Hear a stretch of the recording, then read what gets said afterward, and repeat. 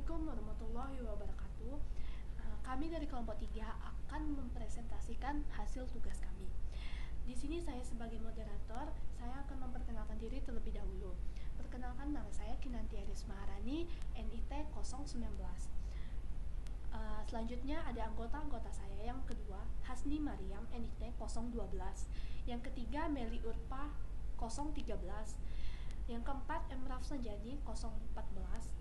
Yang kelima, Karisma Febri 022. Yang keenam, Kausar Nabila 033. Yang ketujuh, Lilis Setianingrum 043. Dan yang ke-8, Yuninda Zahra 046. Dan yang terakhir, Sen Arifin 001.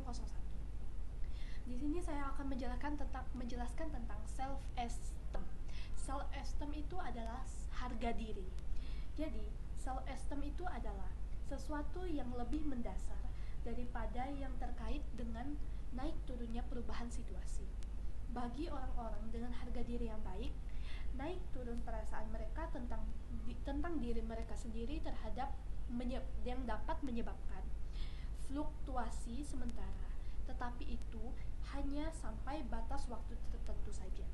Jadi, misalnya contohnya seperti ini.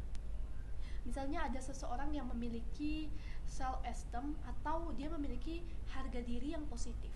Jadi, tapi di dalam diri dia sendiri itu dia tidak percaya diri. Kayak misalnya dia disuruh pimpin suatu proyek gitu. Jadi dia tidak memiliki keyakinan kalau dia itu bisa gitu. Terus selanjutnya ada self-esteem menurut para ahli.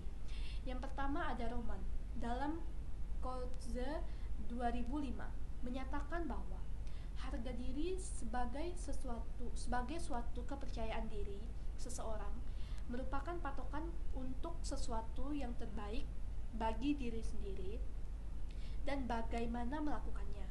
Terus yang kedua ada Chopper Smith dalam Ainur 1997. Itu adalah harga diri adalah evaluasi yang dibuat individu mengenai sesuatu yang berkaitan dengan dirinya, yang diekspresikan dalam suatu bentuk sikap atau dalam waktu bentuk sikap setuju atau tidak setuju, dan menunjukkan bahwa individu tersebut meyakini dirinya sendiri sebagai individu yang mampu, penting, dan berharga. Terus yang ketiga ada Blaskowski dan Tomaka dalam Kotze 2005. Harga diri adalah komponen evaluasi dari konsep diri, representasi diri yang lebih luas, sehingga mencakup aspek kognitif dan behavior yang bersifat menilai dan afektif. Nah, jadi itu ya yang menurut para ahli. Nah, terus selanjutnya ada low self-esteem atau condescending. Nah, itu adalah perasaan bahwa seseorang lebih rendah dibanding orang lain dalam satu atau lain hal. Perasaan demikian dapat muncul sebagai akibat sesuatu yang nyata atau hasil imajinasinya saja. Nah, healthy self-esteem berkaitan dengan bagaimana orang menilai dirinya sendiri. Healthy self-esteem membantu diri sendiri untuk lebih berkembang menjadi lebih baik dan ada keseimbangan dalam hidupnya. Mereka mengetahui value yang mereka miliki, but they also recognize their weakness, atau mereka juga menyadari kelemahan yang mereka punya. Nah, ada perbedaan antara seseorang memiliki self-esteem yang baik dengan seseorang yang memiliki self-esteem yang terlalu tinggi maupun terlalu rendah. Nah, orang yang memiliki self-esteem yang terlalu rendah, dia cenderung minder. Sementara itu, orang yang memiliki self-esteem yang terlalu tinggi, dia bisa saja cenderung narsis. Nah, self-esteem ini berkaitan dengan keseimbangan dalam kehidupan. Jadi ada keseimbangan antara dia menyadari kelebihan yang dia miliki, namun dia juga mengetahui kekurangan yang ada. Nah, saya pernah membaca buku yang berkaitan dengan kehidupan dan itu sangat menarik sekali, namanya Filosofi Teras. Nah, dalam buku tersebut diberitakan memberitahukan bahwa dalam kehidupan ini ada dua hal, yaitu hal yang dapat dikendalikan dan hal yang tidak dapat dikendalikan. Kita mungkin tidak bisa menentukan kita mau berwarna kulit apa, hidup di ras bagaimana, hidup di suku apa. Namun ada beberapa hal yang dapat kita kendalikan seperti semangat hidup, optimisme, dan berbagai hal yang lainnya. Usaha dan kerja keras itu bisa kita usahakan untuk mendapatkan kehidupan yang lebih baik. Nah, begitulah dengan orang yang memiliki healthy self-esteem. Mereka tidak terpaku dengan apa yang tidak dapat mereka kendalikan, namun mereka terpaku atau mereka mengoptimalkan hal-hal apa yang bisa mereka kendalikan. Nah, yang selanjutnya saya akan menjelaskan mengenai faktor pembentuk self-esteem. Nah, ada beberapa faktor yang membentuk self-esteem pada diri manusia. Yang pertama itu adalah usia. Menurut penelitian, usia 20 tahun mengakibatkan orang yang memiliki kenaikan akan self-esteem. Sementara itu 30 tahun self-esteem mereka cenderung mendatar. Usia 50-60 tahun cenderung meningkat. Namun pada usia 70 tahun self-esteem mereka cenderung menurun. Kemudian jenis kelamin. Dalam penelitian juga disebutkan bahwa pria memiliki harga diri atau self-esteem yang lebih tinggi dari wanita. Mungkin ada berbagai faktor, namun hal tersebut tidak dapat kita jadikan sebagai acuan. Kemudian keluarga. Nah, dalam keluarga ini merupakan instansi atau hal yang paling dekat atau hal pertama dalam kehidupan manusia. Jadi dia itu adalah hal yang paling dekat atau lingkungan terdekat bagi perkembangan diri seseorang. Maka dari itu keluarga sangatlah berpengaruh terhadap self-esteem diri manusia tersebut. Kemudian kondisi fisik. Orang yang memiliki kondisi fisik yang cenderung lebih baik, mereka cenderung juga memiliki self-esteem yang lebih tinggi juga. Terkadang beberapa kekurangan yang orang memiliki itu mengakibatkan self-esteem mereka cenderung berkurang.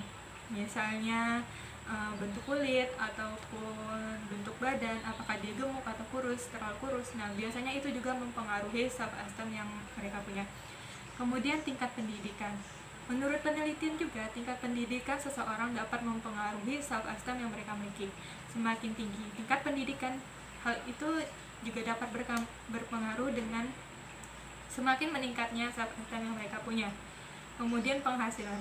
Orang yang memiliki penghasilan atau pekerjaan permanen dan penghasilan yang cenderung tetap memiliki self-esteem yang cenderung lebih tinggi juga. Mungkin banyak dari kalian atau orang-orang di sana yang mengatakan bahwa PNS jauh lebih baik. Ya, karena itu ada sebuah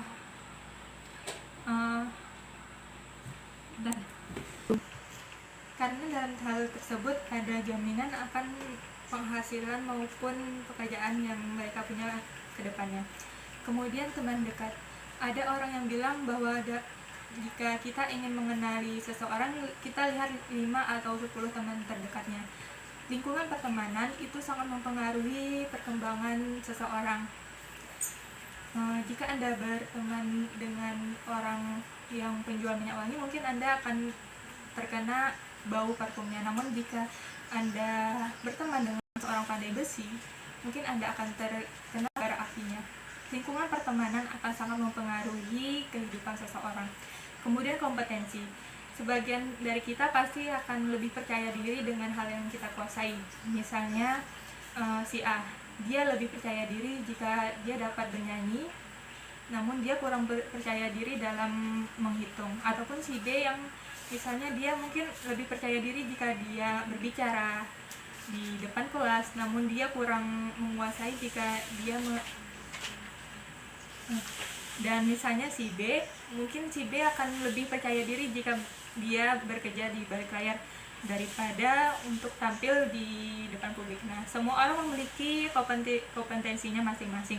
Tinggal bagaimana seseorang itu dapat menyadari hal yang dapat mereka kuasai dan menjadikannya sebagai pemicu self-esteem yang lebih baik. Kemudian dukungan sosial dan emosional. Hal ini juga sangat berpengaruh bagaimana lingkungan membawa pembawaan diri seseorang maupun sifat ataupun kepribadian seseorang. Kemudian kekuasaan juga berpengaruh terhadap self-esteem dan kemudian kebajikan. Selanjutnya saya akan menjelaskan mengenai aspek dalam self-esteem.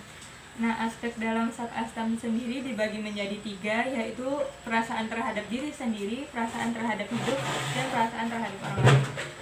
Yang pertama adalah perasaan terhadap diri sendiri. Orang yang memiliki self-esteem yang baik, dia dapat menerima kekurangan dan kelebihan yang dia miliki. Dia tidak terpaku atau dia tidak terpaku terhadap kekurangan yang ada, dan dia lebih mengoptimalkan terhadap kelebihan yang dia miliki. Dia tahu bahwa dia memiliki value atau dia itu berharga di dunia ini, dan dia memiliki peran tersendiri terhadap dunia. Kemudian perasaan terhadap hidup. Orang yang memiliki self-esteem yang baik cenderung realistik. Dia mengetahui ada hal-hal yang dapat dia kendalikan dan ada hal-hal yang tidak dapat dia kendalikan. Dia cenderung akan menggapai cita-citanya sesuai dengan hal yang menurutnya realistis dan sebagainya. Kemudian perasaan terhadap orang lain. Orang yang memiliki self-esteem yang baik, dia akan cenderung memiliki tingkat toleransi yang juga tinggi. Dia akan menghargai orang lain dan dia tidak akan memandang sebelah mata terhadap orang tersebut. Dia yakin bahwa setiap orang memiliki value atau setiap orang itu berharga dan memiliki perannya masing-masing. Baiklah, mungkin sekian penjelasan dari saya mengenai self-esteem. Mohon maaf jika ada kekurangan. Dan penjelasan selanjutnya akan dijelaskan oleh rekan kita, Meli Urfa Ramdhani. Kepada Meli Urfa Ramdhani dipersilakan. Assalamualaikum warahmatullahi wabarakatuh. Di sini saya akan melanjutkan tentang tipe harga diri, cara meningkatkan self-esteem, dan kasus self-esteem.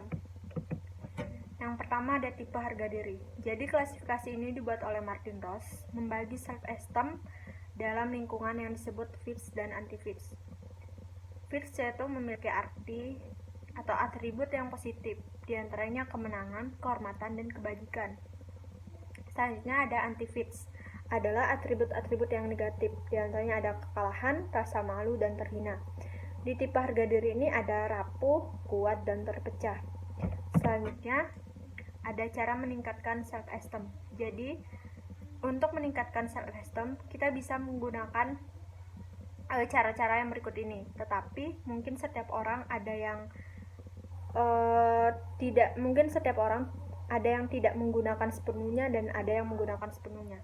Tergantung dari minat atau cara-cara seorang tersebut untuk meningkatkan self-esteem. Yang pertama ada menantang pikiran negatif, menantang diri sendiri, merawat diri, juga bisa dilakukan dengan berolahraga, mencari kesibukan dengan berkebun, mengatur tujuan yang dapat dicapai. Selanjutnya ada kasus self-esteem. Kasusnya ini dari liputan6.com, yaitu kepercayaan diri remaja perempuan Indonesia masih rendah. Jadi di Jakarta kepercayaan diri masih menjadi masalah yang cukup memprihatinkan di kalangan remaja perempuan Indonesia. Masih banyak remaja perempuan yang menjadikan kecantikan sebagai akar kecemasan mereka, bukan sumber kepercayaan diri. Dove Girl Beauty Confidence Report menunjukkan bahwa 54% remaja perempuan di dunia tidak memiliki kepercayaan diri yang tinggi. Bahkan 7 dari 10 remaja di Indonesia menarik diri dari aktivitas penting di kehidupan karena tidak percaya diri dengan penampilan mereka. Mereka enggan berkumpul bersama teman dan keluarga, mengikuti kegiatan kelompok, serta aktivitas yang dapat membantu mereka meraih potensi kebaikan.